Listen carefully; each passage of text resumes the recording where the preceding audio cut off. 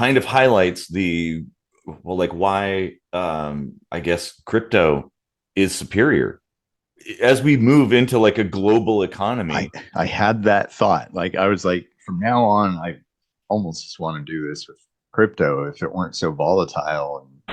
And that's by design. They want that And because they want to have control essentially, yeah, and they don't like the idea of there being a medium of exchange that's outside of their grasp. Mm-hmm. control is never there for your safety. If it's for No. your safety, it's a suggestion that you choose to follow because you have autonomy over your safety. Once they have confirmed your identity and you're still on the phone, you shouldn't have to reconfirm your identity. You didn't just suddenly become a new person.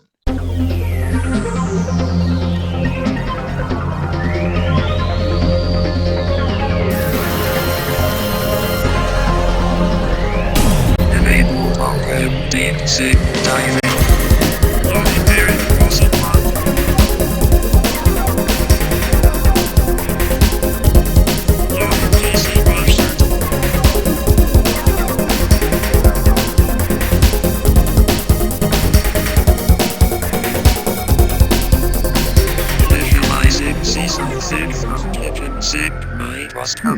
Okay, everybody, welcome to another kitchen sink microscopy, where you come for your kitchen sink news and your tantalizing microscopies, whatever that means. We would love it if you'd like and share and subscribe, and definitely do that subscribing bit because, like, that helps with the algorithm and stuff. Well, actually, all of it does. Do it all. Do it all. Do it.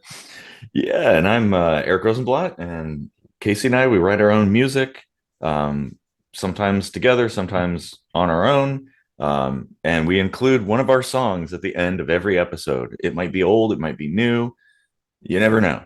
But there's going to be something at the end, so stick around to the end, and we'll, you'll enjoy it. It's good stuff. So, Casey, what do you want to talk about today? Well, before I can tell you that, I need to ask you some questions to confirm your identity for your own safety.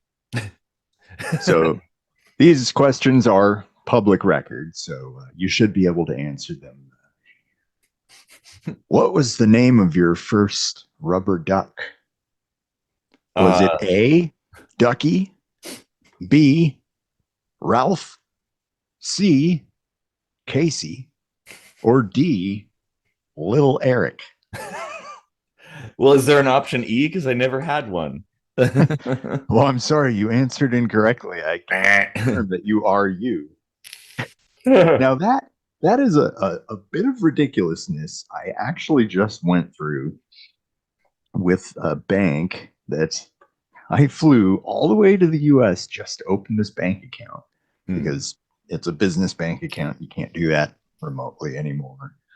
And when I got back and tried to do some banking things, they were cock blocking me at every turn. And so I had to call and sort things out. And what probably should have taken maybe an hour at most ended up taking 8 hours. What? 8 hours of my life, most of which was confirming my identity to the next person on the phone that I would get transferred to, or each time I had to call back, or they'd be like, oh, hang on, I need to get someone else on the line. And then they come back and they're like, okay, I've got so-and-so on the line. And I'm like, are you going to hang out here so I don't have to go through that? And they're all like, click. And I'm like, oh. Oh, Jesus. And one time I actually failed the test and they like hung up on me. What? And then it got so much, like I was maybe 6-7 hours in, it got to the point where this is Chase Bank. Fuck you, Chase Bank, by the way. Chase Bank themselves got locked out of my account. What? And wait, the guy on the phone was like, well, now I can't do anything. And I was like, you got to be fucking kidding me. At this point, like 7 hours in, I finally lost my temper. And I was like, escalate this to your manager. And he's like, I can't do that.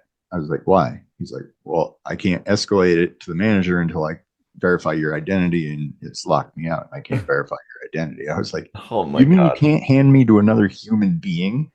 What's that have to do with the security of my money or anything? Like, Mhm. that doesn't make sense. It's Oh, not about security at all. They're covering their ass for liability purposes. And that's just kind of what I wanted to bitch about, mhm. is like the way cybersecurity is going is Mhm. like all theater, all of it.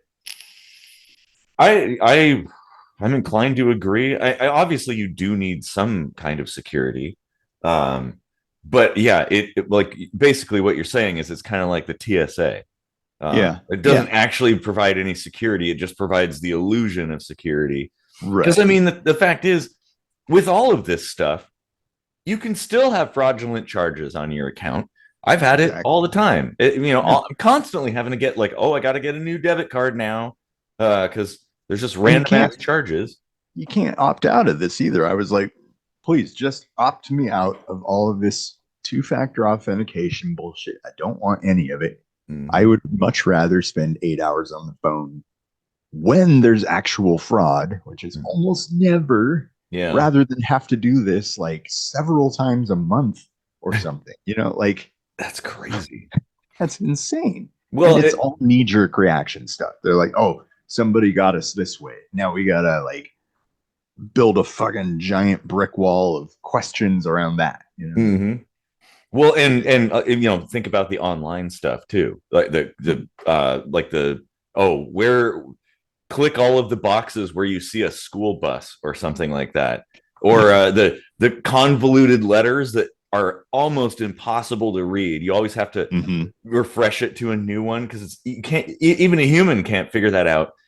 Um, Yeah. but the thing is, AI probably can now. That's the thing. Mm-hmm. All of these Mm-hmm. tests, AI, we're on the verge. In fact, if we're not already over that hurdle of being AI being capable of solving these prove you're a human things. Um, in fact, somebody's already figured out. Just a hardware hacker figured out how to get around the checkbox that's like yes, I'm human. Um, and it's like a machine that That clicks. doesn't seem like that should be so hard, right? Like, That's not that hard. It isn't. yeah. I mean, apparently it I always reads thought like that one was kind of like a wanker it. solution. It's like, It is. we need to say this is safe. Let's just put a little checkbox there. Yeah. Yeah. Well, I mean, this goes to Jesus. I mean, this actually what you're bringing up. It it's like now I'm thinking that this is a very profound thing because Mm-hmm. like, what is your identity? How do you prove that you are you? It's like, okay, you as a person standing in front of people, obviously, Right. you and I standing in a room looking at each other. Okay, sure. I know that you are a human being, but do I know that you're actually Casey? I mean, I know that you are when I meet you because we've been I friends for could be fucking ever.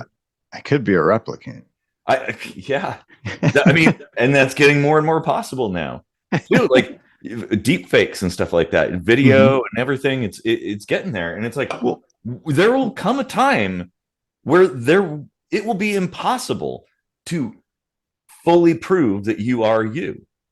well, like in the 8 hours that I was going between um, Who Wants to Be a Millionaire questions about my life and waiting on hold, I got to thinking like these situations really piss me off because um, I've been in them many, many times, and before I ran into a situation where I was like, wait a minute, what guarantee do I have that I'm talking to an actual bank employee? Oh, Prove to me that you're a bank employee. that's a good point because it And they're goes like, both no, we don't ways. have to do that. Like, you called our phone number, and it's like, yeah, oh yeah, yeah. You don't think you could have like a phone number bounce off, or like, You can I'm spoof sure numbers. that shit's been done since like the 1980s. Yeah, you can spoof numbers quite easily now. So I mean, Yeah, somebody's 1-800 number could easily be hijacked by a nefarious people. And they even say, like, on their website or even on their phone messages, like, be careful of scams, like people trying to say that they're your bank and this and that. So they're acknowledging that that stuff actually does happen.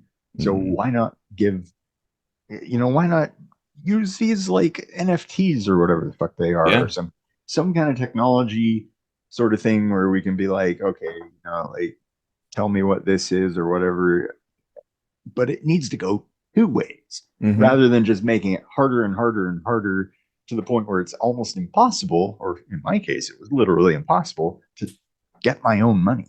Yeah, I know. Well, and I think we're reaching a point where that needs to happen.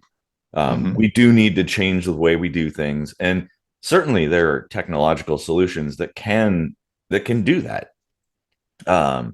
Like blockchain systems and stuff. We totally can, and we probably should find a way to have some kind of encryption system or something that actually verifies an identity of both parties, of all parties.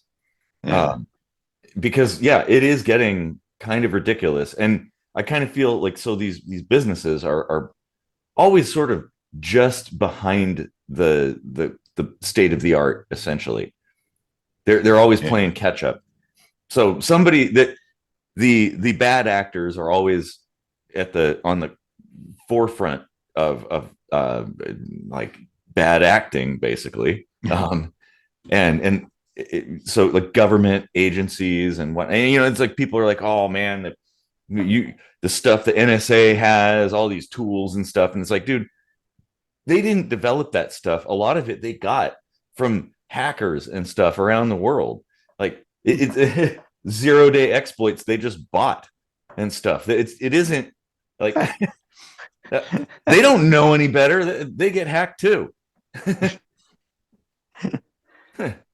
Aliens come visit, and the government's like, we're going to need you to confirm that you're aliens. And they're all like, Yeah, I know. Well, and that uh, is something. It's like how, it because I've run into that quite a bit. Maybe not quite to the level that you did, but right. Well, but and the extra ridiculous thing was, like, some of this was just me moving money from my savings account to my checking account within the same account number, Jesus. the same bank, the same business, the same account number. But no, I had to confirm my identity because, oh no, I might be somebody else moving money to the same person I'm moving money from. Well, and that's something too that it's probably because you're in Germany, and so they're Yeah. seeing your IP address, and they're like, wait a minute. Which I Yeah. mean, okay, fair enough. That it's good that they're checking for that, but I mean, there was a note in the well, there was supposed to be a note in the system. I made doubly sure that there is now, because like, of course, the IP address was throwing red flags, but I had this problem when I lived in the U.S. too. Well, Not, and that the thing not is, you can quite to that degree, but you can just use a VPN and be somewhere. well, no, I mean, some of it I was on VPN actually, but with a VPN, you never have the same IP address, so you can't really have like a trusted IP. Yeah, true. Yeah. Well, So and if anything, I actually should not use VPN now because they've got like my German IP addresses as trusted. Yeah. Well, and here's the thing. I wonder because there's a lot of people that I follow, like YouTubers who travel the world and go various places and stuff. And I wonder, how do they do things? Because Right. they might they don't have like a static IP or something like that. They're traveling and they're connecting to some Wi-Fi in a coffee shop or something, and they're trying to conduct their business and stuff. It's like, how Can do you they pay for a static VPN IP? Probably, I'm sure it would be really expensive, but you probably Probably. could. Yeah. I mean, even a static IP in general, like an actual static IP is kind of expensive on its Oh, own. geez. Yeah. Because your ISP has kind of like a block that is reserved, so IPs are assigned kind of inside of that block to the customers. So they look at like the bank or something might be looking at the range of IP addresses and say, oh yeah, okay, that's within that ISP's range, so yes, you are in Germany or whatever. But that this it it kind of highlights like why I guess crypto is superior as we move into like a global economy. I had that thought. Like I was like, from now on, I almost just want to do this with crypto if it weren't so volatile. And like I suppose there's stable coin, or Bitcoin. If you wanted to like hang out at around what the US dollar is worth, there's like USDC now or something. Well, yeah, you can do that. Bitcoin and Ethereum are pretty safe right now. You're not going to see a whole lot of fluctuation unless it goes up. You tend to see that. Yeah, I mean, like they've been all over the map lately. Yeah, but it that's probably a little bit safer. But yeah, you're right. Anything that's pegged to the US dollar should be pretty safe. But that's the thing. You can just conduct transactions no matter where you are. You could be on the fucking moon and buy and sell and move things from account to account, and nobody's going to ask for any kind of verification. You're not going to have to make a phone call or something like that. Sure, being on the moon, it would take a while, but like a few minutes. I mean, the government has pretty sufficiently like stamped out the ability to convert the US currency into any form of cryptocurrency without a paper trail, though. And there's a lot of situations, especially in business banking, where it's outright prohibited to convert money, at least directly through the bank, into a cryptocurrency. Yeah, I know. And that's by design. They want that because they want to have control, essentially. And they don't like the idea of there being a medium of exchange that's outside of their grasp. Which is unfortunate. Like, I think the real struggle here is that it's the control. Control is never there for your safety. If it's for your safety, it's a suggestion that you choose to follow because you have autonomy over your safety. Like, and that's how it should be. That's how it should be with banking. Like, I should be able to opt out of these 2FA time wasters. Yeah. Because I don't want to deal with that shit. It's useless. Totally useless. Yeah, like, and it's I've still had fraud happen in the age of 2FA. Yeah. Like, it's not doing any good. No, and that's the thing. It's like these things are, a lot of these systems and tools are designed to be a kind of a defensive construct, but you should have the ability to take the risk of not employing these tools if you so choose. Right. It's like, yeah, I can go to the range and shoot a gun and not wear ear protection and not wear eye protection. That's my choice. It's stupid to do that. It should also be my choice whether I want to put a seatbelt on. That would be dumb to not do it, but I should still have the right to be able to choose not to put a seatbelt on and not suffer any consequences. Because maybe there's, I don't know. It should be up to the individual. Yeah. I feel like this stuff is getting to the point where it's purposely trying to frustrate you. Maybe so that you don't call anymore or something. Because like, once they have confirmed your identity and you're still on the phone, you shouldn't have to reconfirm your identity. You didn't just suddenly become a new person. I was actually gonna go into that, because that always baffles me why that, because I've had to go through similar things many times. I think everybody has.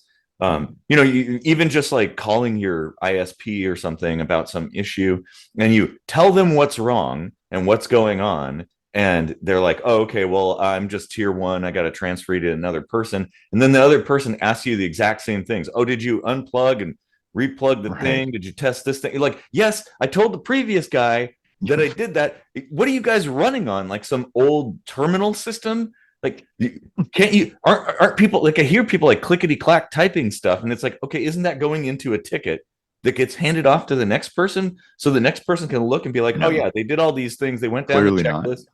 Yeah, so it's like, Clearly not. and and an internal transfer is secure. Like if I work at a call center or something like that, and I get a call that's being transferred from a coworker within the company, it's like, okay, well, I can trust that um, pretty well. So you don't need to go back and re-verify all over again because the first person already did it, and they probably should have put it in some notes in the ticket. So Yeah. why do they got to do it over and over and over again? I have been I forget what they call this. Maybe it's some kind of phishing, but I have come across a situation where I got like an email from the CEO once or twice even, where it was clearly not, the right address or whatever, Mhm. but it looked pretty close and stuff. Yeah. So like that's a thing, of course. Like, of course, there are threats out there, and it's not that we shouldn't do anything. It's just we need to be like logical about it too. Like once you've confirmed someone's identity and you're still on the same call, even if you transfer them to another associate, uh, there should be some kind of record that you are still on the phone. Like, Yeah. Yeah, exactly. Well, and that is it comes down to efficiency. Like in engineering, it's like the concept of, you can have it built fast, cheap, and built well. Pick mhm, two. You right. have two. And Well, like in the thing is like, yeah, we only have so much time in the day. And yeah, I think I would trade a little bit of security for efficiency, for having yeah, things move smoothly and quickly. Like, okay, because actually, here's the thing. If it was slightly less secure, but way faster, okay, well, if there is an issue, then recovering should be way faster at that point. right. Like you can skip over all the nonsense and fix things pretty quickly. I still don't understand why. Oh, geez, the debit card thing, like the fraud, it always happens, and like having to deal with getting a new debit card, or even, oh geez, perish the thought, a new bank account number. It's such a huge hassle, and things happen so often. I mean, I that's why I pretty much only buy from a couple of places online. Like I'll buy my vinyls off of Discogs. I buy basically any kind of purchases off of eBay using PayPal, and very few other things. Because yeah, if you so much as dip your toe into some site, random site, oh, fraud! It's like Yeah. it's it's so risky, and so like trying to redo that, it's like, okay, if you have reoccurring bills and things that are tied to a debit card number, oh, okay, now I have actually a document on my desktop for that purpose, listing all of the reoccurring bills, so that when this inevitably happens and I have to get a new debit card, I don't Yep. forget something. Right. And then you got to like call some places. Some things you can do online, but sometimes you got to call, and it's just a huge hassle. And like, Oh yeah. okay, it is 2024. You can't tell me that there isn't a better way to do this. Right. Yeah. I mean, yeah, like all it takes is some common sense. Like it's fine to have these security things, but like where is the logic behind multiple iterations of confirming your identity? Like, okay, let's play devil's advocate here. Maybe um maybe you would want somebody to steal your money and then you would get on the phone and confirm your identity and then hand them the phone, but like who would want someone to steal their money? Oh, Mhm. okay, maybe they have a gun to your head. Well, then they've still got a gun to your head. If you pass the phone off and then they ask that person questions, they're going to be like, what's the answer? you know. Yeah. So, Well, but no matter what, there is a way to beat everything, all of this stuff. that's true. Well, and maybe Just maybe doing more of it doesn't fix anything. well, I suppose a solution that just kind of popped into my head is to use a temporary pass key, right? Yeah. Like in 2FA, basically, there's this rolling number, a secret number that generates the multi-digit code that only exists for a couple of minutes. Well, maybe they could have something like that, where once you've verified your identity, now you have this key that applies for the duration of the call, whoever you talk to, and you just say, "Oh yeah, it's 5546" or something like Well, that, and they're like, "Oh, that yep." is their first line of defense, Mhm. is to send a text message to your cell phone, right? Yeah, But but if somebody stole your phone, for whatever reason, even though I have a US number mhm, and a cell phone plan that allows me to use that here in Germany, anywhere in the world, mhm. where I have a Wi-Fi connection, it would not let them send a text message to me, even though, get this, their online banking does it all the time, just perfectly fine. Like online banking is all like, I need to send you a text message. Okay, bloop, there it is. So what's Well, the difference? yeah. Where's the disconnect here? And that was creating a huge problem. Like it got to the point like 4 or 5 times in, I was like, you're gonna have to skip to the third method because like the cell phone doesn't work and I haven't received a debit card yet. So and they're like, oh, okay. Well, thanks for letting me know. I was like, yeah, I'm just trying to get this done quickly at this point. Like Oh my God. it felt like Groundhog Day, honestly. Like I Yeah. just kept doing the same thing over and over and over again. Mm. And it got to the point where I was telling them like they were like, and what is the color of your tooth? And I was like, 2019 Nissan Versa black. And Mhm. they're like, oh yeah. Like they weren't even asking a bunch of different questions. They had like 5 questions and they just recycled them. And it's like, how secure is that? Good point. Yeah. Memorize this shit at one That's point. ridiculous. Well, and that's why I say I think that we definitely need to make a change, and we need to do something differently. Because I'm thinking too, like this also popped into my head. Social security numbers. Basically, that is the top secret code that like the key that represents you. And Yeah. it is funny that they say, "Oh, protect your social security number at all costs," yet you're expected to type that number in all the time, all the time Right. for anything. You open a bank account, they need that. You get a job, they need that. And it's like this is definitely written down somewhere on paper in a filing cabinet, or it's stored on a server somewhere in a database, plain text. And that is a number that you get assigned at birth, and you're expected to carry that with you for your whole life. And that is pretty much the final identifying uh, value, like the variable that represents you, uniquely you. And if that gets compromised, what then? Like, okay, I can get a new bank account, I can get a new debit card. It just they issue it with a different number and stuff. But what happens if my social security number is somewhere out there publicly and people are utilizing it, gets compromised? What do I do then? Yeah. How do you get a new social security number? I don't know. I don't think it's even possible. No, it's not.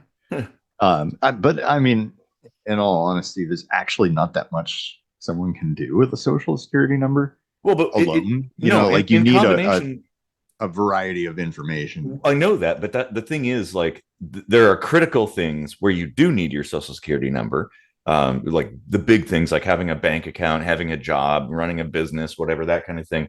But all the other stuff, like your address, date of birth, and things, maybe even your driver's license number or whatever, that stuff is passed around like a cheap prostitute. Like nobody thinks twice about that. I mean, it's on your mail half the time, and anybody can see that. It's pretty much public record in a lot of cases. So the second somebody has your name and your social security number, you're fucked. Like, and what do you do? And that's why I think we need a different system that doesn't use, like, you have a private key and you have a public key, and you never give out the private key. you always, that's the one that you never write, you know, like somewhere hidden away or maybe locked in your memory or something. And the public key you give away, but you can generate a new one at anytime you want off of the private key. And maybe that would be somewhat better, I guess. Like when it comes to social security numbers, I guess. You know, I remember a time not that long ago when debit cards had, at least as a portion of the number, your actual bank account number, Mm-hmm. like in the card number. And then, of course, they were like, oh, that's not secure. We have to get rid of that. Because, like your social security number, we're conditioned to think that, oh, your bank account number has to be kept a secret, right? Mm-hmm. Well, here in Germany, that they don't have checks anymore. That's a long antiquated thing here. Mm-hmm. People just hand out their bank account information, routing number, everything, and they say, "Pay your bill this way. Just wire it to my bank account." And that's like all the payments here are just done like that. Like Wow. when you get pulled over and they hand you a ticket, you pay it right away, like with your online banking app or whatever, or your debit card, or it's like a kind of like a debit card, but not backed by credit. So like that's fine. Like nobody's over here screaming like, "Oh my God, everyone can see my bank account." It's like, well, if you want to put money in there, go right ahead. And that's exactly what people do all the time is they put money in your bank account. Yeah. Well, and Cheers. that is in the States. I don't know how it works elsewhere in the world, but in the States, when we had checks and people used checks, it had your bank account right down on the bottom. Still do. Yeah. Yeah. I mean, nobody uses checks now, except for like really old people. But yeah, well, and maybe back then it was a little bit more difficult to utilize that information, like early days. I'm saying not like, maybe go back to like the 70s and the 60s or whatever. It might be more difficult to defraud somebody. But now, yeah, I mean, it's so easy, and we definitely need a better system, and we need a better system for identification that is universal and impenetrable. That like, okay, as long as you never release that private key, you will be secure, and only the people who know the private key can can use it essentially.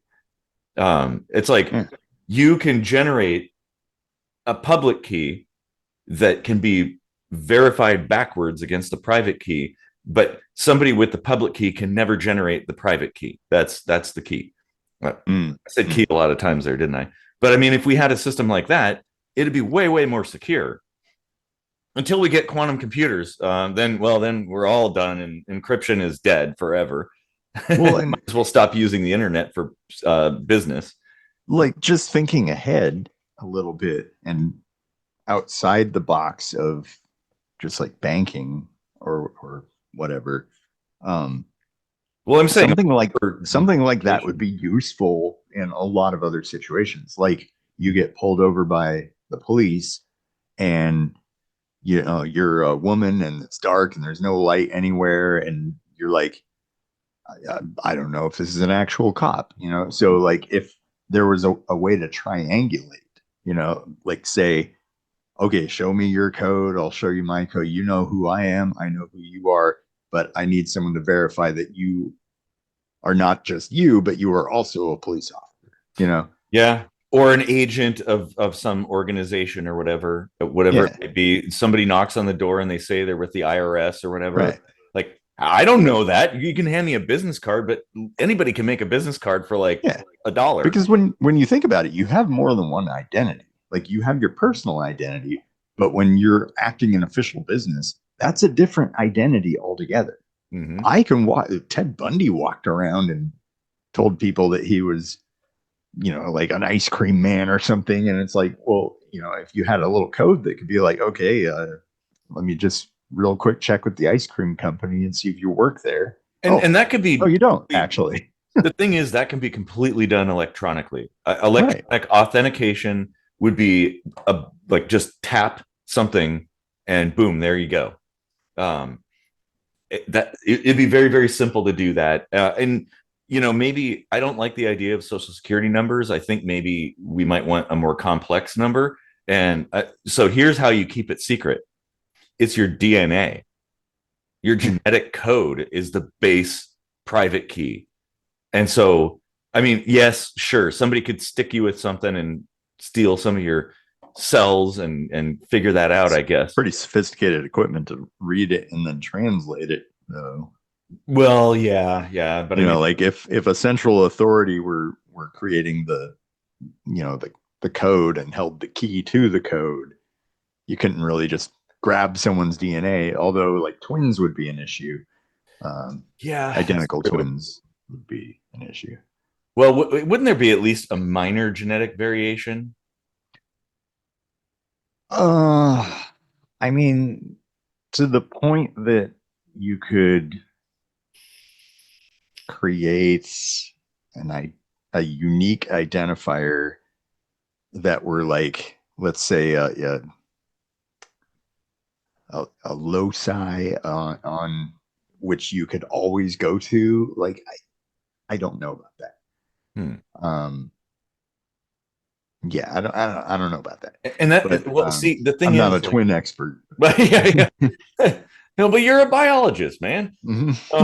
So I don't know. Maybe there's some other system, even just generating a completely random number.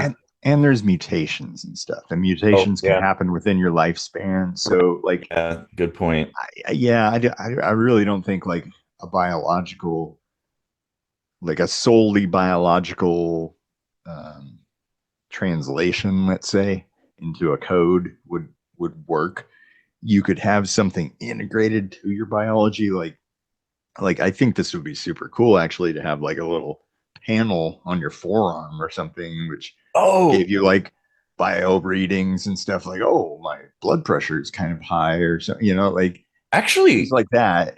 An implant of some sort would be kind of one way to do that, whereas a random number that is unique, that's assigned to everybody at birth, essentially, and you get a little thing. And but then again, that can be compromised because it's probably going to be, like RFID or whatever, and somebody could come up and get close to you. Never mind the giant Pandora's box of the government implanting us with things. Yeah, that's true. And that would not go over so well with people who are like, oh, it's the mark of the beast. Right. Finally, it's finally happening. So yeah, maybe not. But I mean, I think we do need something, because it's becoming increasingly problematic trying to prove who you are, because the means of spoofing identity and being able to discover information, like, it's just getting more sophisticated. And so it's like now that all these systems are getting more complicated trying to verify things, and it's like, well, actually, it's very easy. We just need a different system. And I don't know exactly what that's, I'm not like a cryptographer kind of person or anything like that, but I mean, maybe something along the lines of, like, PGP encryption or something would probably work. I don't know. But what I was talking about with sort of a triangulation of sorts, I mean, that could be good. You could even, like, buttress that further by adding, like, a fourth confirmation point where there's, like, this, I don't know, like a phone number that you call that, can kind of look this stuff up within just a few minutes in some database and confirm, yep, okay, that guy does exist, and he does work for the police in your area. You do exist, so I think you can reliably say that your triangulation method worked. You may now receive your parking ticket. Yeah. And then you're like, oh. And then they would verify that, yes, indeed, we're giving this ticket to you and not, say, some other person that right, whatever, the owner of the vehicle or something. Yeah. Mm-hmm. Well, certainly we need something. And Get rid of red light cameras.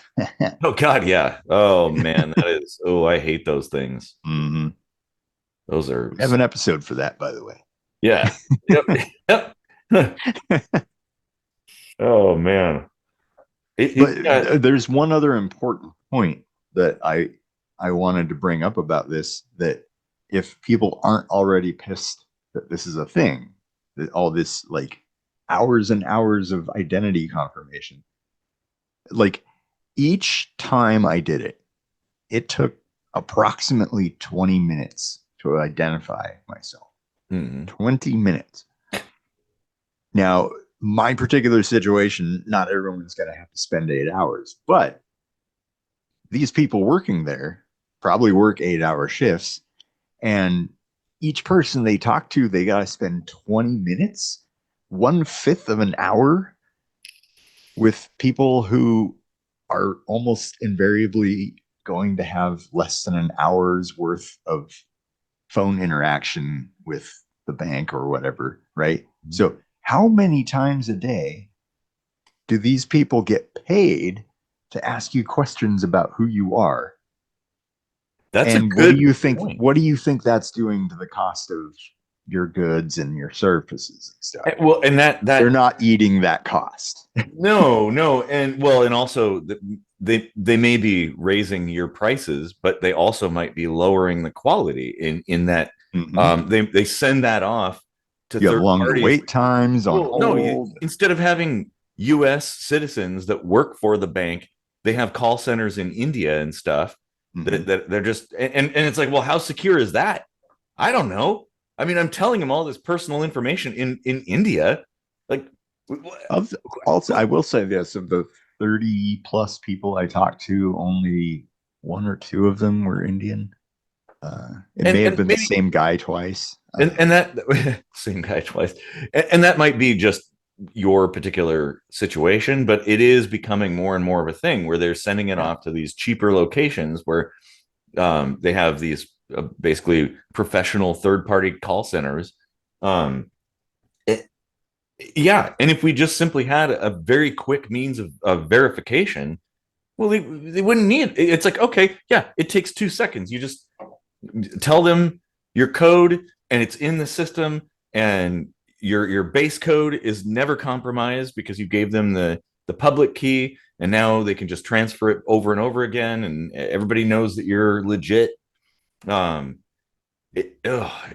I have gone through that before when there was fraud and stuff, and that, like, oh my god, there was a time. Thank God for the checkbooks with the carbon copy backing, because so I wrote a rent check. Like, I paid rent one time. It was years ago. I haven't used checks in a long time, but I paid rent with a check. It was the only thing that I used checks for. And so the landlord called me and was like, yeah, that check didn't go through. It bounced. And I'm like, what? I definitely have enough in the bank to cover that. And then I logged in and I looked. It it was already cashed before the landlord cashed the check, and it was cashed. It was so, because you can see the scan of the check and stuff online now, and it was written out to like somebody called Marcel Smits or something like that, and it cashed at some other bank. And I'm like, okay. So I had to go to the bank and spent like the entire fucking day, multiple days actually, going to the bank and filling out paperwork, sitting on the phone, doing stuff. I had the copy, fortunately, of the original that I had written. But even then, it was this huge hassle to undo that. And it was almost like from a corporate standpoint, it was almost like they were treating me like the problem. Yeah. Like, you're inconveniencing us because of this. And I'm like, you're the assholes that let that go through, man. Can't you just you have records, you can see that consistently I only write checks to one particular person every time, or a company. And so this random ass person for conveniently the exact same amount as the rent that I paid. What, you're not, that doesn't raise red flags, huh? Right. I still have a checkbook. I haven't written a check in almost a year, but it is good to have those, like a paper trail, Yeah. like a carbon, like, I mean, of course, you can just write a check and make a carbon copy of it and not do anything with it. Mm, Like in that sense, there's probably some way to commit fraud or whatever, but like that would be horribly complicated anyway. it would be. Um, Yeah. so it's like sometimes in some ways, like the simpler the better. Mhm. I actually like checks. I Like do too. it's straightforward, like Yeah, it is. simple. And in fact, for budgeting and stuff, it's like, okay, I can look at my checkbook at Yeah, all of the carbon copies and see, oh, these are the things that I've written checks for and the amounts that I've spent on whatever. And there's a record of that. And yeah, you do yeah, put that online, but it's not quite the same. And it's just data when it's online, and data yeah, can be compromised in some way. If you have a like a paper booklet that has paper copies of things, well, yeah. that's more. Well, yeah. I mean, look, the way I learned to manage money from, like my parents and stuff is like in this part of the checkbook, there Yeah. would be a little register and you would write it in right after you wrote the check and just keep track of your money right there. Yeah. And then in the early days of smartphones, I would write a check and then just enter it into the spreadsheet thing I had on my phone. And Yeah, that's what I used to do. In fact, now actually I've gone even older school. Like I have a spiral notebook, hmm, and I save all my receipts and I write everything down. I always round up for purchases and round down for money coming my way. So like a paycheck, it goes, hmm. I round that down, round the other up, and well, what do you know? Actually, I haven't made any adjustments, but I think I'm like ahead by $500. I have that much of a buffer just because of change, basically. I did that for a while, and it's nice to like find the coins in the couch, Yeah. as it might be. But when you do have an issue and you have to go back and reconcile it, it really does help to have the exact cents and everything, so you can match things up and be like, okay, that that's there, that's accounted for, blah blah blah. Yeah. Well, what So I I do, stopped doing that, but I have my numbers, like basically. So let's say I buy something from a store and it's $25.63, right? So I'll make a little debit essentially, and it'll say $26, and then I'll write down what it was for or where it was. Like, oh, it was at Outback Steakhouse or something. Not that I would go there, but yeah, let's say it was. So it's pretty easy to kind of figure out because you can go back through the digital records and be like, yep, okay, this day and that kind of thing. but your ending balance isn't going to match No, the bank. So like I mean most of the time it doesn't anyway, but it's like close enough, or if everything's cleared, it will match ideally. yeah, That's kind of more what I'm talking about is like getting to a point where your tabulations match everywhere. better precision Yeah, essentially. Yeah, and that makes sense. It's a matter of how you want to do things. managing money like is complicated, and Yes. like I really wish they would teach that in school. Mhm. Mm. Back in the day, it used to be home economics that did that. I mean, it's in the fucking name, Right. home economics. But the home ec classes that I took, we learned sewing, we learned how to Yeah. pop popcorn, we baked a cake. That's kind of it. Um, Yep. there was a little bit of stuff about managing a household or something, but very little about money management. And that's like a really important life skill. It's actually probably one of the most important life skills if you want to be a human operating in human Right. societies. Like Yeah. budgeting is a big deal. Yeah. Like it's huge because everybody has to deal with it. Everybody. Now, even homeless people have to learn budgeting. Yeah. It doesn't matter who you are, you got to figure that out. That reminds me, I should go over that with my stepdaughter, Oh yeah. because I guarantee it's not like she's in the last year of high school, basically. So Wow. She won't be learning it there. No, I'm sure. And that's really sad because it's like, what is the point of school? We like, isn't it to prepare people to be productive members of a society, right? Like all the things you need, life skills, the things you need to know how to operate and stuff. But no, all those things are never taught. Instead, Yeah. they teach you academic stuff, which I mean, it has value. You should learn It's mathematics and history and whatnot. it is just addition and subtraction, but I guess the best way to describe it is addition and subtraction in 3D, Yeah. because you have the third dimension of time Time. where Yep. like, you may have swiped your card on the 21st, but it won't come out of the bank until the 27th.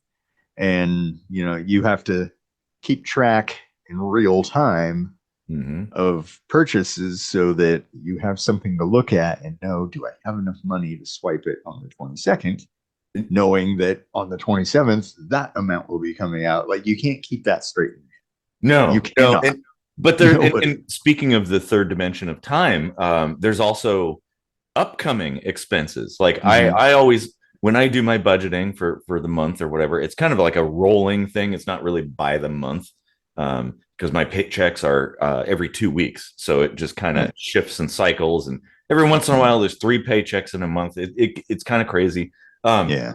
So, but I at the beginning, like the last paycheck of a particular month, I'll go to the next page and I'll write down all of the things like, okay, I know I have to pay rent. Utilities is coming up. I don't know what it is, but I'm gonna make a point that like, I probably need to throw aside like $600 for fucking utilities. And it's like, oh, the phone bill, the internet, these things, all these things. I know these things are consistently coming up. So I will preemptively put those down as a negative. So I'm like, okay, I'm starting the month. The next paycheck, I'm already down by basically the paycheck for all these expenses. Yeah. Because it's a dangerous situation to get in where Right. people just look at their bank balance and think, oh yeah, I got enough money. Yeah, Mhm. okay, I could splurge and buy this thing, this random ass thing, and then I don't have enough money to pay rent because I spent it all. And Yeah, I mean, that's it's one thing if you have like a general idea of how much money comes in and comes out over a period of time, and you glance at your bank account and say, okay, there's like $1,200 in there. I'm not gonna have all of that automatically come out tomorrow so I can buy a burger, right? yeah, Like, yeah. that's fine. But yeah, like I definitely, I love how this turned into like a budgeting episode. I know it's actually kind of But awesome. I mean, that might be a good point to make it a two-parter, but it's important stuff for people to know. Mhm. Like I always have like a spreadsheet with tabs, like there's a budget tab, and then there's, like the checking account tab, savings account. And I also build like these little buckets, I call them, for, like I'll put a certain amount of money into these other tabs, for like groceries and gas and, so on and so forth, even tax money. Mhm. And then just kind of, that's like a budget in its own little world that I tabulate the money in and out. And if there's a problem somewhere down the line where I got to reconcile it, it can be a little bit of a pain in the ass, because going back to that, like that final total amount I was talking about before, Mhm. but there's probably like an Excel equation that would solve that real simply, but I don't bother with it. Yeah, but, but it is possible. Anyway, having that budget is super important, because like you were saying, when you pay it every 2 weeks, it's kind of nice when you hit that month where you get 3 paychecks in a month and you have all your monthly budget set up in like a bifurcated fashion, Yeah, so like, that like the first paycheck pays these bills and the second paycheck pays Yep. these bills. Well, all of a sudden you have a third paycheck in this month, so you use that to pay the bill, the first half of the next month's bills, and then you get a free payday the next month, yeah, basically. you're ahead by a Yeah. paycheck at that point. And that typically happens for this kind of system. It happens about 2 times a year, Mhm. which is nice. And usually what I do is I put it into savings. And this is something that probably should be, well, and so both of us, we're not millionaires, because obviously if No. you're a millionaire and you're living our lifestyles, you probably don't have to worry about nickels and dimes and things like that. Um, and like, oh, what is utilities going to be this month? It's probably Mhm. fine. You'll be okay. You're making like $8,000 a month or something, so you're fine. Um, but for the the rest of us normies, this is important stuff. And savings, it's important. So, and my goal, and I'm not having at my age, you'd think it would be different, but I have not yet reached my goal of having at least 2 months of general expenses. So all the bills and then whatever I usually spend on whatever. And I like over the years, I can easily, since I do a page per month in my notebook, I can very quickly tabulate that. Um, Mhm. but I think that's important because it's like, well, what happens if you lose your job? Right. What happens if there's some kind of life event that interferes with your ability to make money? Having that couple of months of buffer is super important. And also have some cash, just a little bit of cash. Just to, like, I always carry a couple $100 or something in my wallet. Um, have a little bit of cash in my fire safe. I have silver too, kind of a hedge against inflation. But like, because you never know. And there were times like, oh, there was my debit card got compromised. Now I can't buy anything. I gotta wait until they send out the new one. Um, but I gotta buy food, or cat litter or something like that. There's something I need, and I gotta buy it. Having or in the moment, in fact, like you're at the store and you've gone shopping and filled up your shopping cart with all the necessities that you need, and you go to pay, put the card in, or actually like with the chip, and it's like declined because some kind of fraudulent something happened and they locked your account down. What do you do now? Like, if you don't have another card to use or cash Yeah. in your pocket, at least if you have cash, you can use that in the moment to like pay for that. So you at least got that squared away. Like, diversification of your portfolio, I think is important. I generally don't like carrying cash, but just because it's like slow and annoying, you got to get change and then put that change somewhere and blah blah blah. But Mm, I'm trying to get more used to it because there's actually still a lot of cash holding places here in Germany, mhm. um, where you wouldn't even expect it. Like Yeah. Well, there's a place in Tacoma that I love to go to called Infinite Soups. That's like downtown Tacoma. It's so awesome. It's basically like a lunch only kind of place. They're only open for a little while. They make unique soups every day. So a collection of different really, really delicious soups. But they only take super. yeah, they only take cash. Hmm. So having that, like, yeah, but it's important to have that as a backup. And I have a credit card now, finally, which probably has way too high of a limit for my income, but I have it. Like, if something were to happen, I've got that as a backup. And Yeah. and that's important. That's And that's another the thing best way too. to look at it, is just like a backup.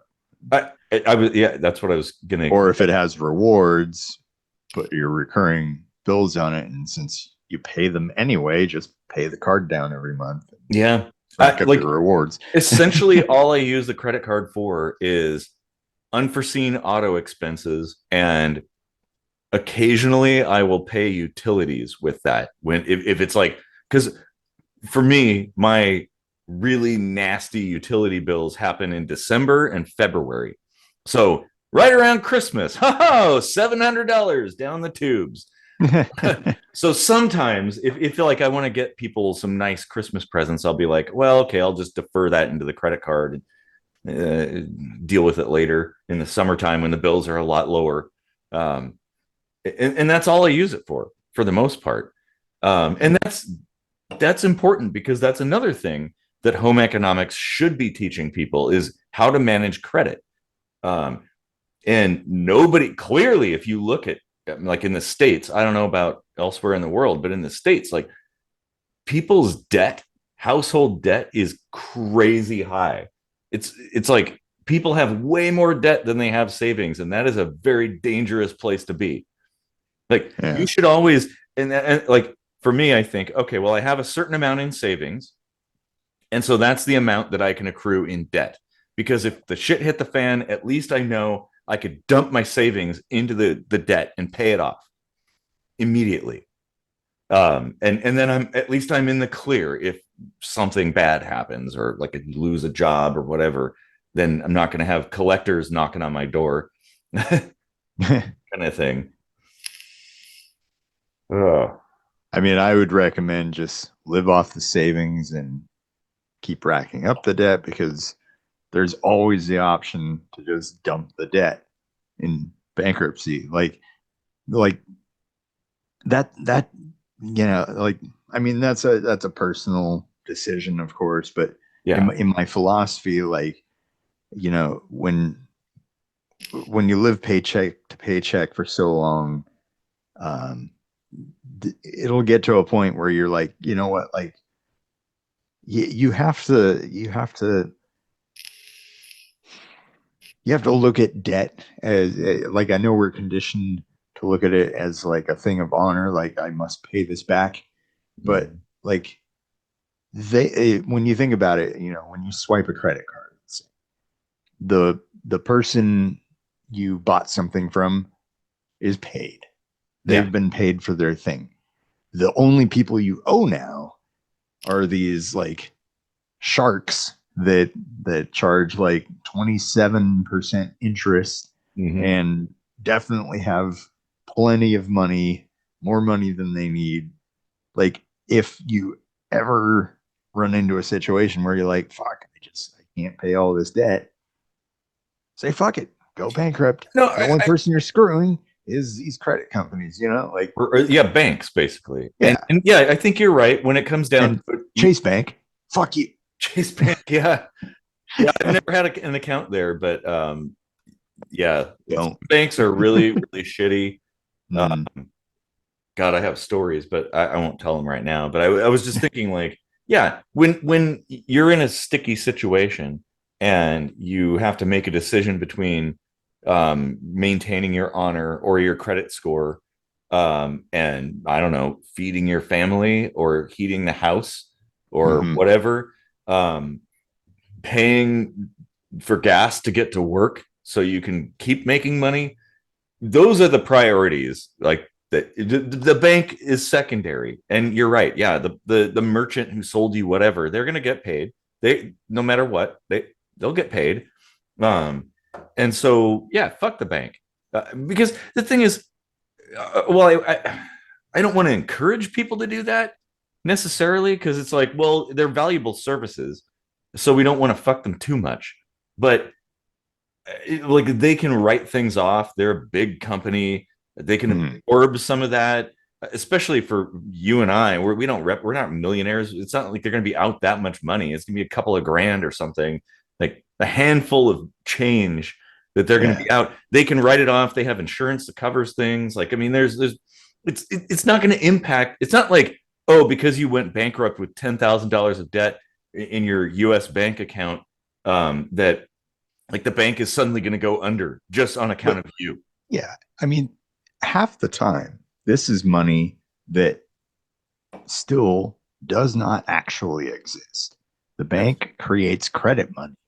Mm-hmm. In this age of fiat currency, the US further complicates things by having credit money. Mm-hmm. And I think we've talked about this before, and I forgot the name of it, but this credit money is like, you want a loan from a bank, they're like, okay, here it is. That money does not exist anywhere. It's not even printed. Like, they aren't going to the government like, oh, I would need you to print some money for me now. No, they're just like, here's the money, Yeah, but it doesn't exist. it's You know? fractional reserve is what you're Mhm. thinking of. Yeah, like essentially the bank only has to have like 10% of whatever they're giving out, essentially, or And creating. for a house, they require a 20% down payment. So they're already good, like, Yeah, exactly. Well, yeah, and in fact, if you bought a house and it was foreclosed on and the bank repossessed it, they're coming out ahead. Oh yeah. Especially in this market. They've, Because they've you pretty much haven't, already been paid for everything they put out for it. they can just sell that house again Yeah. full price, and you've already given them money that is now vaporized. Well, now it's in their pocket essentially, so they're Yeah. getting the house plus whatever you've paid And the tax write-off for the imaginary money that went. Yep. Yeah, So, exactly. yeah, banks are like casinos. They never lose. Pretty much. And that's the thing. It's like I wouldn't feel too bad about that. And not to encourage people to just do that. Like, oh, let's just make that our MO, our default stance, and that's how we conduct ourselves. No, we're a society that we want things to run smoothly and try at least. Yeah, I mean, at a least make the bankruptcy effort. is like an atomic bomb. You can only use it every so often. Yeah. It's kind of a last ditch sort of thing. It should be the last option that you choose. Try to exhaust the easier, simpler, less harmful options first. But I mean, I don't think we should feel shame in that. Shame in defaulting on a loan for a house, shame in inability to pay back creditors or whatever. Like, shit happens. Yeah. Life is kind of unpredictable, and that's how it is. Like, and money is no different than your physical health, right? Like coming into a really bad financial situation that arises out of nowhere is no different than having a diagnosis of cancer. It's like, well, that sucks. you know yeah, which actually a cancer diagnosis is basically running into a really heavy financial situation too. So yeah. well, I remember your dealings with that, and you had insurance. I had two insurances. I had private insurance through my job. I had state insurance because of just the sheer dollar amount of the treatments I was receiving compared to the low income I was getting. And after that, I still had $250,000 of personal medical debt. Of course, I had to go bankrupt. Yeah, which is crazy. Yeah, I remember you showed me a bill one time of like one day that they had an itemized thing, and like I from think the hospital. yeah, from the hospital, and I seem to recall being like flabbergasted that it was $200 for pillows. 800, I think. 800. No, wait, maybe a $200 pillow, but it was like $800 curtains. Like they charge you for the curtains that I probably didn't even touch that day. I was like, I remember telling you, I'm like, dude, I will go to like the most expensive furnishing store and buy you the most luxurious pillow every single day, a brand new one. I will throw it in the garbage and it'll still be cheaper. Like what? How? And these aren't like nice pillows. They're just kind of hospital pillows. I wish I still had that somewhere because, like, man, I really should have scanned that and just made that viral. Like, well, it is so ridiculous, mind-boggling, like how they can get away with that. And I think maybe it's insurance. Well, the hospital room was like $10,000 a day. Fucking what? Dude, you can go. In fact, I don't think the penthouse suite at the most expensive hotel in Vegas is that much per day. Right. Like my mom's rest home charged $10,000 a month. Yeah. And I was like, oh, that's pretty cheap compared to what I was paying. I know. and that at least makes sense because there's attendance and there's a system behind things. But it was still kind of a dump. Like, it is. She had like a TV with 3 channels that the remote didn't even work. And that was it. Oh, and like a broken wardrobe from Goodwill. Dude, that was it. Yeah. We got to take better care of ourselves and each other, I think. And that's absurd that it can cost that much. And that's why I say insurance might be partially to blame because you don't see that. You're not, it isn't like you have to, they're like, oh, pony up your wallet, $800 for curtains today, bro. You know, and you're handing them a bunch of 20s and stuff like that. No, it's covered by insurance, or they send you a bill at the end of it all if you survive. And you're expected to pay for that. But like, Yeah, what, nobody in their right mind would pay, like you're saying, your mom's place, if it was a hotel, right? And let's say there was a hotel that charged $10,000 a month, or $10,000 a day, let's say, for a room, a hospital room, and $200 a day for pillows or whatever. Like, I don't know anybody. I know some one percenters, and they would be balking at that. They'd be right. like, hell, if I'm paying that kind of money, what is this place? It's a dump. It's I trash. mean, unless your room has like a fountain in it that's like just cocaine, like Yeah. a cocaine fountain, and And like just ever expensive revolving expensive hookers. escort girls I all was, yep. over, and like Only in the every prettiest room. girls coming out of like from into your room on the hour or something. Like, okay, yeah, With the little like satin mask over the lower half of their face. that might justify a $10,000 a day charge. But like, no, I still wouldn't pay. no, that I wouldn't either. But I mean, at least you'd be getting something, something that Yeah, feels like it might possibly be worth that kind of money. But yeah. yeah, it It can't be insurance though, because like that shit's not happening here, and there's insurance here. Like it, and it's kind of handled in pretty much the same way. You know, yeah, like ah, who knows?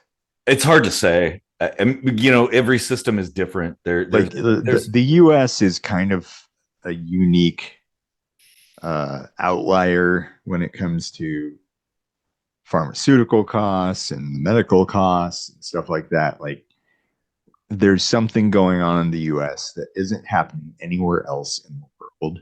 yeah, Whatever they're doing the same as other places, like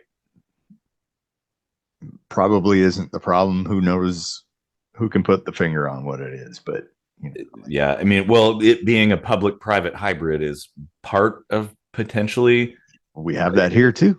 I know, and you have that even in places like the UK, Canada too. Um, it, I don't know. Well, the thing is, there's no simple explanation. We obviously there's not like one particular cause for these things. I think it's a very complex web that I think it's important to investigate exactly why, because it shouldn't be that way. It doesn't have to be that way. I mean, a $200 pillow, that's ridiculous. Right. What the fuck, man? And I guess you can't not pay that, right? You can't be like, can you take these pillows away? And I'm just gonna lay right on the bed, so you cannot charge me that ridiculous. Take those curtains away. I mean, you can go bankrupt, Which is what I had to do. That seems like a stupid solution. Yeah, I had to sacrifice 10 years of good credit to pay for being allowed to live with a much lower quality of life than I used to have after my treatment. Yeah, like that's a very lofty price for a shit service. Much like Chase Bank. Fuck you, Chase Bank. We need to get sponsored by like other banks that are all. Yep. Should just title this one "Fuck You, Chase Bank." I will say my bank, US Bank, is pretty good. So far, they've treated me very well.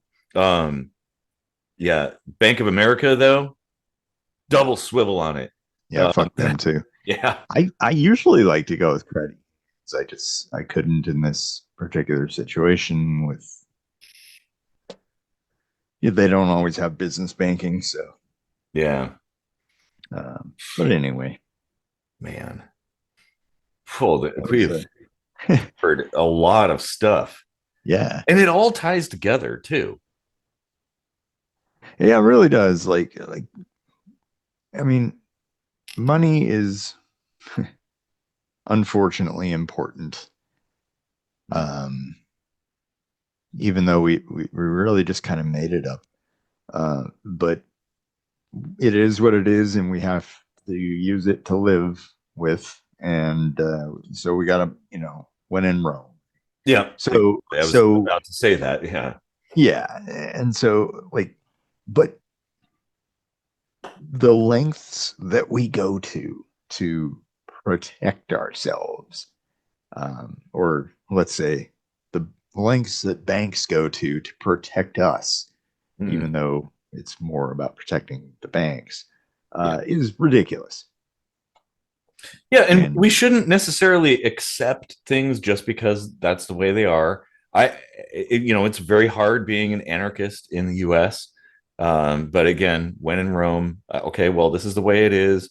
This is the way things work. The best that we can do is educate ourselves about how things work in a neutral way, as unbiased way as we possibly can, and then educate other people, share that information with other people, so everybody gets wiser about how the system works. And you know that's all we can do, because like, hey, I'm only one guy. I can't affect change globally. Like, because it is, the thing is, we can look at one country or another. Fact is, when you're talking about banking, it's global. And when you're talking about governments, it's global. Like, the US government isn't just the US, it's a whole bunch of other governments all colluding together. And so that's a powerful force to be reckoned with. Same thing with banking. Like, Bank of America is not, I mean, it's in the name, it says America, but I mean, you could say, well, what is America? You have North America and South America. Maybe it's all the Americas, but it's a global thing. And so it's a huge company. And like, the best we can do is learn about things and basically armor ourselves against all of these tactics that they employ, and find a way to live within the confines of this prison planet that we live on, I guess. I think the best solution is, you know, like what we had kind of talked about with, creating some kind of blockchain based system of confirming identity, which has multiple uses in life, not just with banks or, any other like particular private information, but also for, personal safety Yeah. or whatever, or just like kind of a guarantee of uh, what's the word? When you tell somebody something in confidence, confidentiality. Oh, yeah. Oh, yeah. Guarantee of confidentiality. Well, we had 2 beers. Whatever it might be, we could just implement that thing and use it amongst ourselves, Mm-hmm. and use it as a way to just kind of maybe move away from using money at all. I think that's possible, because the thing is, the only way to affect change is grassroots. It's going to take enough people, um, like, accepting something like that and using it on the daily for it to basically be ubiquitous, to the point where the government and banks and whatnot, everybody, they have no choice but to accept it. Um, it That's the only way, and Yeah. I've observed that through my life, that's how change happens. Um, I And would, it could be a matrix sort of situation, like you hold up an app and you're like, do you want the red pill or the blue pill? And then the person's all like, I want the blue pill. And you're like, okay, well, we're not going to exchange any money. We're going to go into the deep dark underground where money no longer exists, and we just take care of each other with other things because we can now validate who we are and create like a link. We can create a ledger, like this person with this particular private code owes me a particular favor that I can call upon in the future or something. And Well, you remember back when we were running the business, we had that barter company. I think, Saturn Barter. yeah, Saturn Barter, which is a really good idea. And so, I mean, they still essentially, so their system was kind of clever because it did fix the issue with barter in that, okay, well, I don't necessarily need a haircut today. Right. But like the person that does Especially haircuts, me. yeah, well, yeah, but the person that does haircuts wants their printer fixed. Yeah. So they had credits, which I mean, it's effectively money in a sense. All money is essentially credits, but it's kind of cool in that you could convert whatever you traded into credits and then spend those credits at other participating places. It's unfortunate that the IRS considered that to be income. So it's like, okay, well, I have a bunch of Saturn barter credits. And they're like, oh, yeah, you made 10,000 credits. You owe us so many US dollars because that we've analyzed all this stuff and it's worth that much. It's like, well, okay, well, what do I do? Give you a haircut? Like like this is not actual US dollars. How do I convert that? We totally should have said that. We should have been like, okay, well, like you got a local field office, we can like clean your printer up and Yeah. Because it when you convert that into credits, it's considered by the IRS to be money. So if services are equivalent to money, then you can pay in services, right?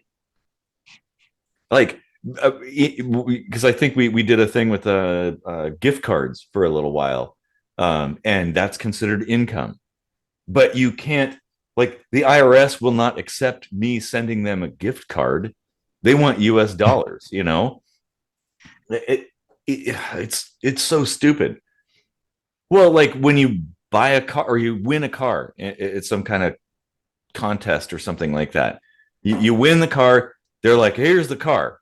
Okay, well, now you have to pay tax on that. That's considered income. Okay, well, what should I just like take the wheels off the car and send them to you? Because I don't have that money. Like the car is the thing that you're right. I don't get it. Like, how is that equivalent income? Or reducing debt in some way or another, they consider that income too.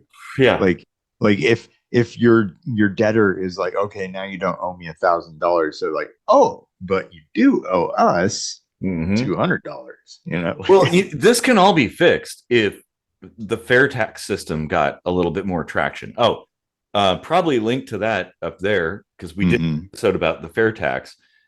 At that point, like all of this would be irrelevant. It wouldn't matter because income is not taxed, only purchases. And so there you go. You get a car, you just get a car. I obviously have to deal with the state and whatever they do. So that I'm sure that would be a thing, but it'd be way less than what you have to deal with in totality when you're dealing with the federal government side of things. Yeah. Oh boy. Oh man, this is we went all over the map, didn't we? I knew that would be a good one, but let me tell you, that was not a fun 8 hours. I was up until, I mean, granted, I'm 9 hours ahead, so I kind of have to work on these hours in this situation. But I was up until like 2:30 in the morning. Jesus, dealing with this, which was basically almost closing time for the bank. Wow, that's insane. So I waited until they opened, which is like 6 p.m. here. And that goes back to what I'm talking about. Like, if you're a global traveler, God, the headaches for dealing with something that ought to be really simple. It Yeah. really should be easy. Yeah. Like, oh, a quick phone call or maybe something you email or whatever. Like, there you go. Um, but yeah, like having to burn Well, that much time. I didn't even mention this, but I almost had to be back in the US again. Like like I would have been there today.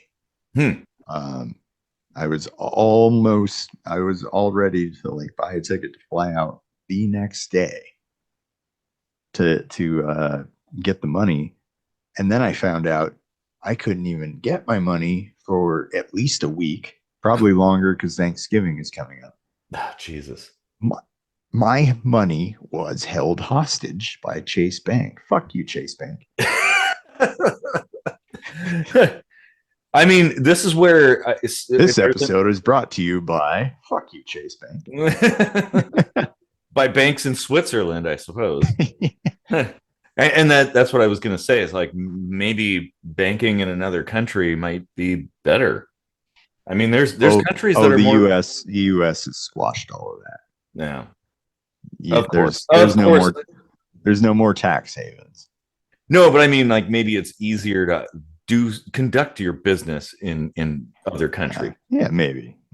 They might be a little more user friendly, possibly. I don't know, and I don't know how you'd find out because Google's Yeah. dead too, so you can't search for actual answers. If at any point you have to deal with the US government, it just turns into a shit sandwich. So like you might Yeah. as well just make it easy and do it in the US. Like, Yeah, God, yeah. that's so stupid, man. The state of things just in general in the world is just so fucked. We need to hit reset. Like I agree. everything needs to burn down and start over again. I Like completely agree. It's all fucked up. It's all got rot in it. Well, and yeah, it's kind of like when you have you have a house and the foundation is cracked and there's roots growing up through things and like there's termites crawling around in the walls and the paint's peeling and shit's all wonky and stuff. It's like, do you? There's some like random clown crying and masturbating in the corner. Yeah, and like, well, okay, do you put forth the effort to repair that house, or is it actually more efficient to just tear it down and build a new house from scratch? And that actually my method of um, cleaning the house. In a lot of cases, if I really want to do a deep clean, I'll take everything out of a room and I'll clean very carefully, and then I'll put it all back little by little. And typically, I'll find, oh, I don't. Why would I put that thing there? So I'll just not even put it in the room. And like that's how you clean and organize and you build it better. And sometimes I'll be like, oh, this desk or this thing, it just doesn't work. So I'll get a better one. And it's really hard when it already exists to think about that. But when you have an empty room with nothing in it, well, it's really easy. Now you can visualize something fresh. And maybe we need that. I'd say, well, it almost kind of has to happen globally, really, because of how interconnected things are. You can't piecemeal it one country at a time. I guess you could, but I don't know. Yeah, I mean everything is tied together, so like, Well, it really like I mean at this stage in evolution, sociologically, even in an evolutionary aspect, I think the world is ready to grow up. yes. And No, and, you're very correct in that regard. and we kind of can't grow up until we like get rid of these hand-me-downs that we refuse to stop wearing. Well, it's like if you're an adult living at your parents' house and stuff. Okay, well, the only way to really grow up and improve is to move out. Like leave that place that's holding you back and start fresh somewhere else. And when it comes to stuff like this, it's like, yeah, the only way, honestly, it's not going to come by voting or legislation or whatever, probably not even war. It's going to have to happen at the ground level. Like you and I, regular everyday people building something under the surface that pushes all that other shit away. Like to the point where it's like, okay, we have this flourishing organism essentially that casts off the shell of the old dried husk that once was. Yeah. That's the only way. And it has to be something that people work together on. And we have to put aside all these stupid differences that we made up. Um, you know, and think about the future. Think about like let's make a better world somehow.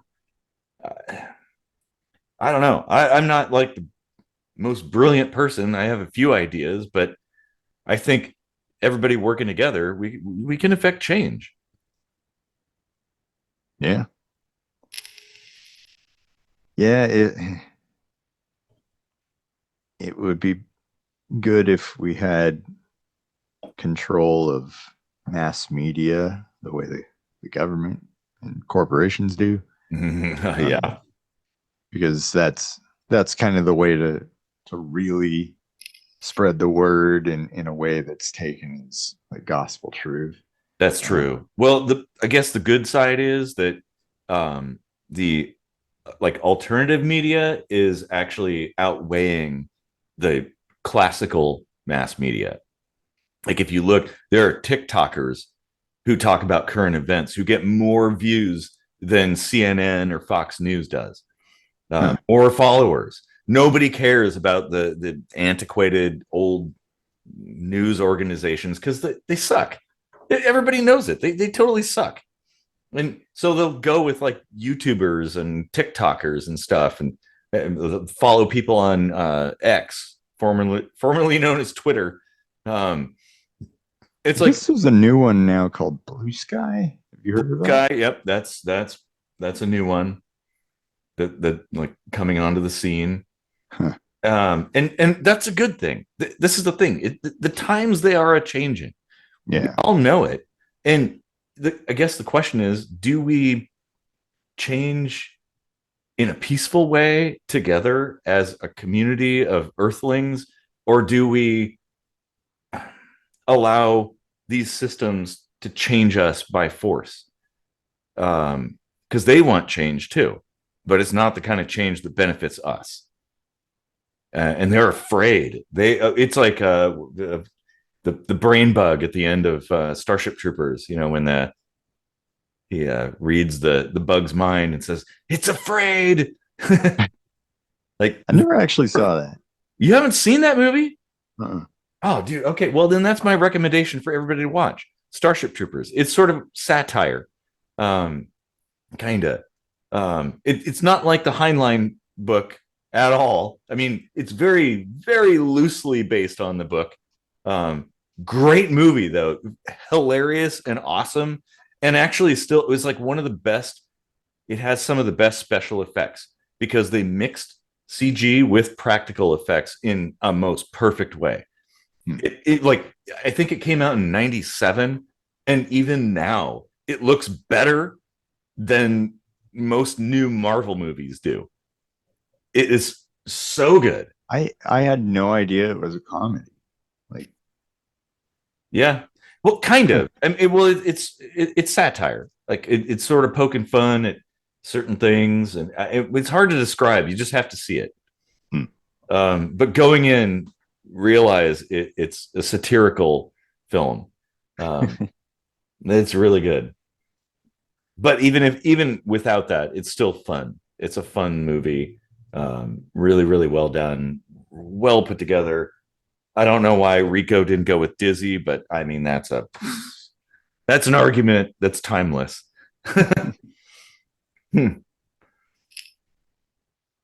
Well, Yeah.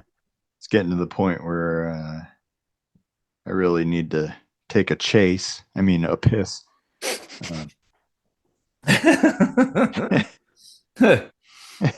You sure you don't mean a shit? Oh yeah, actually. Mhm. Oh man. Well, that's that's the thing. I think we need to stop, collaborate, and listen. Basically, like we need to get a bunch of minds together to figure out a better way to do things because we all know everybody knows this isn't working.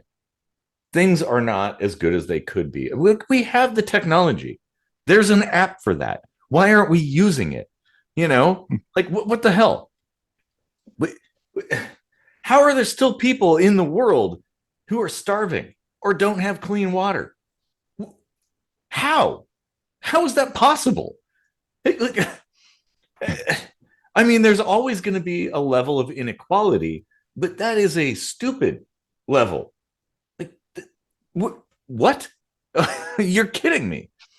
We're uh, we're launching rockets to the moon and Mars and interstellar space. Well, I guess currently interplanetary is kind of where we're at right now, but still, we got all that stuff, and we can basically solve any problem, and we're not solving them. We're not making things better. And there's people in the world who are suffering and dying for no reason, and that makes me mad. Yeah. That has to change, and we can change that. And I'm sorry, it's probably going to put me on a list saying that, actually, now that I think about it. Yeah, well, But I'm sure this episode's sponsor has me on a list. Our sponsor, by the way, is Fuck You, Chase Bank.